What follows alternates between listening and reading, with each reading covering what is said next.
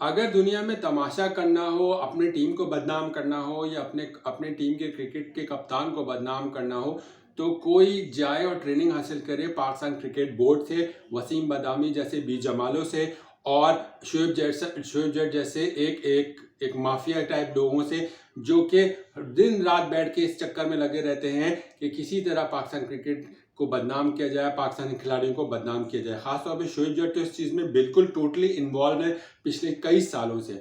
और वो और ए आर वाई उनको यूज़ करते हैं एज अ रेटिंग के तौर पे, लेकिन ए आर वाई को ये नहीं पता कि वो खुद जलील हो और रुस्वा हो रहा है, और जिस तरह के ट्रेंड चल रहे हैं ए आर वाई के खिलाफ, वो तो जलील होकर रह गए। और ख़ास तौर पे जो उनके हद हो गई, जो इमाद अशरफ साहब है जो भी हैं, वो उनको अगर अप्रिशिएट कर रहे हैं शोएब जट के इंटरव्यू को, बहुत ही हैरत की बात है।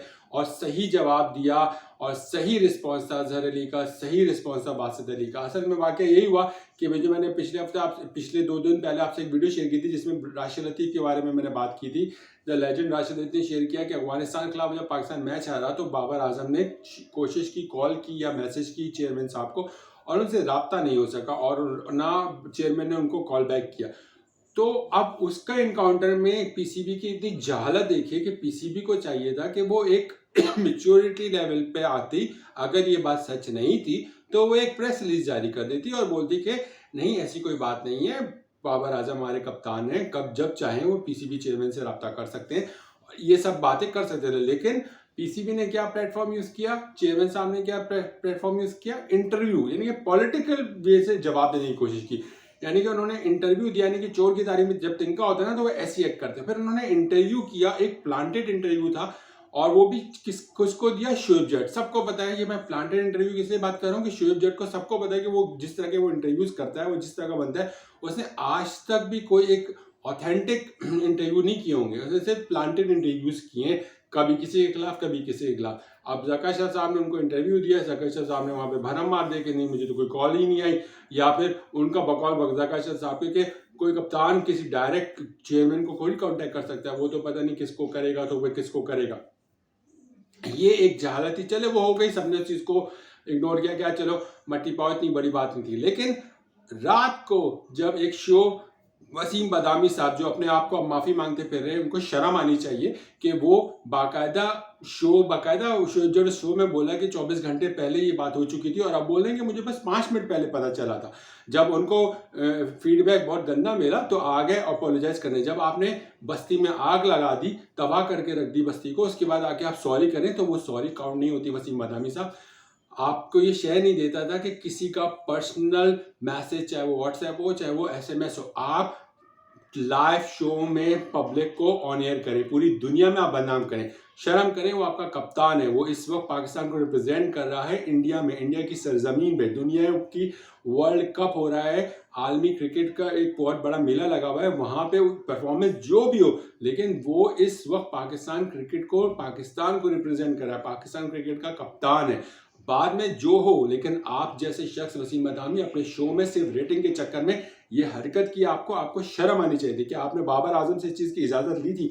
बहुत सही रिस्पॉन्स था अजहर अली का, बहुत सही रिस्पॉन्स था बासित अली का, वो भी आप ही के शो में, कि ये इररेलेवेंट चीज़ है क्यों, और आप बेगैरती के साथ सवाल भी पूछ रहे हैं बासित अली से कि आप इस पर एक रिस्पॉन्ड दें। और सही किया बासित अली ने कि उनको कोई रिस्पॉन्ड नहीं दिया। उन्होंने कहा कि इस पर तो बात ही नहीं करनी बनती, क्योंकि क्या आपने बाबर आजम से पूछ के ये चलाया है, आपको शर्म आनी चाहिए। आप किसी के प्राइवेट मैसेजेस चलाएंगे लाइव शो पे। वसीम बदावी साहब, आपको तो डूब मरने का मकाम है, और उसके बाद आके सुबह बैठ के ड्रामेबाजी करके ओवर एक्टिंग कर रहे हैं। आवाम को सब पता है आप क्या हैं और क्या ओवर एक्टिंग आपने की है। कल रात जो आप कर चुके हैं, उसके बाद अब ओवर एक्टिंग आपकी बनती नहीं है, माफी आपकी बनती नहीं है।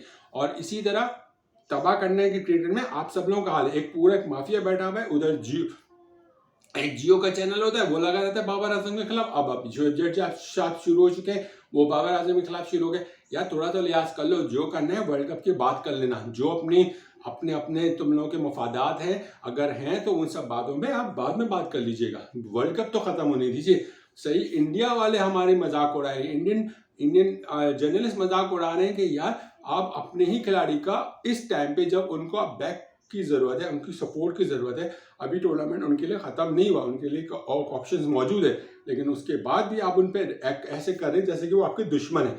बाबर आजम की एक पूरी एक कंट्रीब्यूशन है इस मुल्क के लिए, इस क्रिकेट टीम के लिए, और आप उसको इस तरह डिग्रेड करने की कोशिश करेंगे। थोड़ा सा शर्म करो, तुम्हारा अपना कप्तान है शोएब जट, थोड़ा सा शर्म कर लो ये सारी चीज़ें हरकत करने से पहले। सो पीसीबी हो या कोई हो, ये हरकत किसी को जेब नहीं देती कि किसी का प्राइवेट मैसेज किसी की पर्सनल इजाज़त के थ्रू किया जाए। और कल रात से लेकर अभी तक 24 घंटे होने वाले हैं, और जो सोशल मीडिया से लेके हर तरफ एक बैक का फ्लैश मिला है और बहुत गंदा फीडबैक मिल रहा है।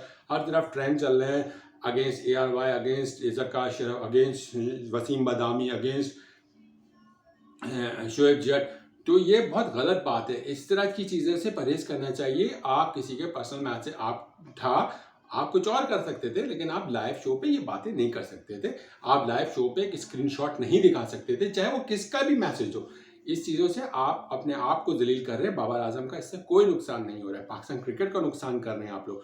तो आपको अगर अपने पर्सनल कोई मसले हैं, वो वर्ल्ड कप खत्म होने दें, टीम को वापस आने दें, उसके बाद जो आप क्रिकेट बोर्ड की जो अथॉरिटीज़ है जो डिसाइड करेंगे, जिसको कप्तान बनाना है बनाए, जिसको टीम में रखना रखें।